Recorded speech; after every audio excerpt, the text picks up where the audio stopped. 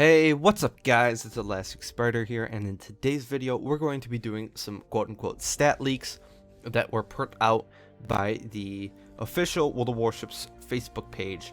I say quote-unquote leak because, again, it was put out by Wargaming themselves, so I have to say that this is pretty official. So, first, there's 3 ships that got leaked. 2 of them I'm excited for, and 1 of them I'm not so excited for. I'll start with the 2 that I'm excited for, and the one that I'm not will be at the end. So the first one is the British Tier 6 destroyer, the HMS Gallant.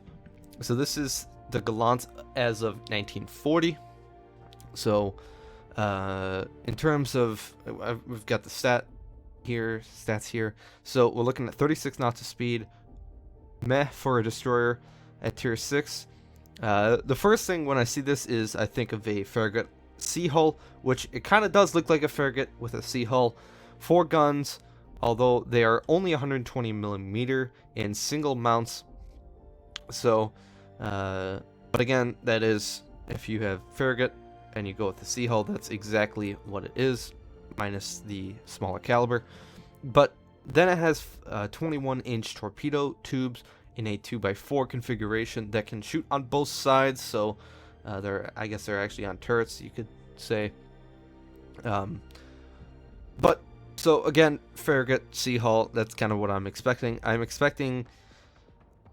don't know what the turret traverse is going to be like based on British battleships thus far, like Warspite and Hood, as well as British light cruisers. The turret traverse is going to be rather poor, but again, they are smaller caliber guns, so I'm not exactly sure.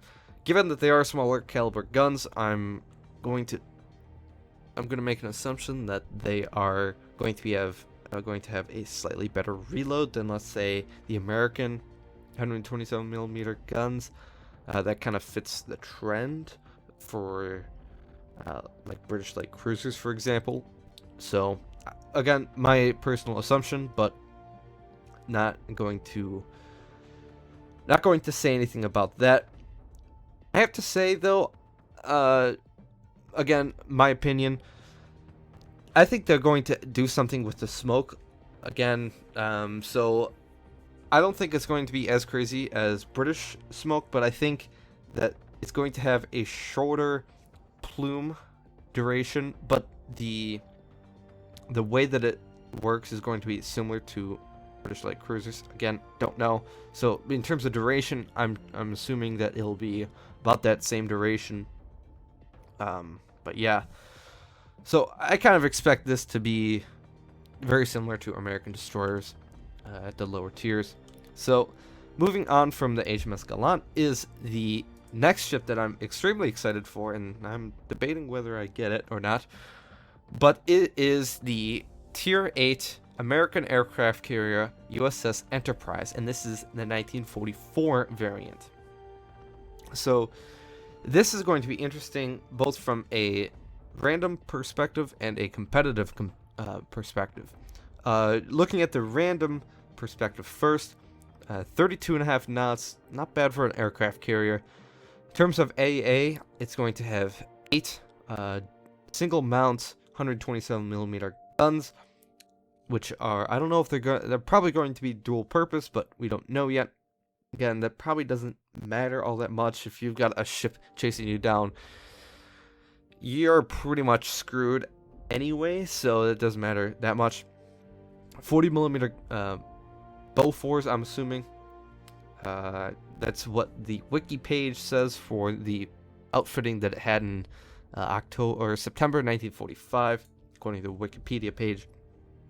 And it has 6x4 and 8x2 AA guns for the 40mm Bofors, and then 20mm Oerlikon, 50 of those in single mount. So pretty good AA. I expect it to be in the range of Lexington slash what is the Tier 9 Essex slash AA. Again, AA, if you're getting in that range and you're getting attacked by aircraft, something is either totally gone wrong or you are getting CV sniped. Since this is Tier 8, I do expect this ship to have defensive fire. If it doesn't, it's going to be a little bit awkward, and you should expect to get CV sniped all the time. But I do expect it will have defensive fire. The interesting thing about this ship, though, is that comparing it to the Lexington in full configuration can house 72 planes, both stock and with the B-hull configuration. So 72 versus 96 planes. Going one tier, and then again, just for comparison, Shikaku can house 72 planes as well. Maybe a little bit less than that. Am I reading this wrong? 246. No, that's 72. Yeah, that's 72. Okay. I can do math. But anyway, looking at the Essex, the Essex can hold, I believe, 91 planes in top configuration. So, again, it's got more planes than an Essex, and it's at tier 8. So, gonna be interesting what it's going to have. I don't know if it's gonna have like tier 7 planes or something like that that throw it off, or maybe stock Lexington planes. In that case, we'd be looking at Grumman TBF torpedo bombers, Douglas SBD bombers, so they still have the 1,000-pound bombs, and then Grumman F6F. I believe those are Hellcats. Not too sure. I'm not a history buff, like I know some of you guys are, but I'm kind of expecting that it's going to have Vought F4U Corsairs, Curtiss SB2C dive bombers, and Grumman TBM torpedo bombers. So that's what I'm expecting, but again, we're gonna have to wait and see what the loadouts are. If it gets Essex-esque,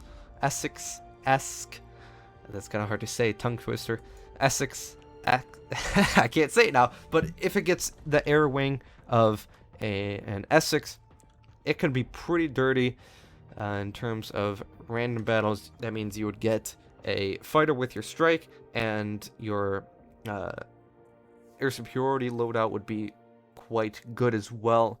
But again, with 96 planes, they're going to have to do something quirky with the way they implement their loadout. So again, it'd be interesting to see. We'll just have to wait and see. So that's an interesting ship that I'm excited for. And then finally, the last one I'm not too excited for is the Admiral Makarov. So the Admiral Makarov was a ship that was taken from the Kriegsmarine after World War II, and the Soviets just said, we'll take it. So it's a tier 6 Soviet cruiser, and it is, the historical data is from 1952, so we don't know if it's going to be this basically just a Nuremberg copy, which we've seen some of these before, Hipper and Prince Eugen, so don't know if it's going to be a straight copy or if it's going to be a little bit better than a Nuremberg. If it is, it's borderline OP, but we'll just have to wait and see. 32 knots of speed, not bad for a light cruiser. 150mm guns in a 3x3 setup. Of course, the Nuremberg has 2 guns in the rear and 1 gun in the front of the ship. AA 88mm. You got 4x2 configuration, and you guys can see the rest. So AA is not going to be that good. And then torpedoes, 533mm, pretty standard torpedoes. Interesting, going to be, are they going to be 6 kilometer, or are they going to be 4 kilometer, or are they going to be 8 kilometer? Because we've seen something like that on the Kutuzov. So, but my personal opinion, they're going to be 6 kilometer. And when I was talking to Sneaky and Puddin about this, Sneaky was suggesting that they might get radar or smoke. My personal opinion is that it probably won't get either. However, if they were to do one, I would like to see smoke rather than radar. I don't think radar really needs to be at the low tiers. It's... yeah, it just doesn't really need to be. Kutuzov Kutuzov-esque smoke, or even a little bit less quality smoke. So in terms of duration and in terms of bloom time, could also be an option, since these are a little bit less performing guns than, let's say, a Kutuzov. So I don't know. I'm not exactly sure what they're going to bring. Again, that's just my opinion. But again, I'm not going to be too excited for this. It's a essentially a German cruiser. I didn't really like the Nuremberg when I played it.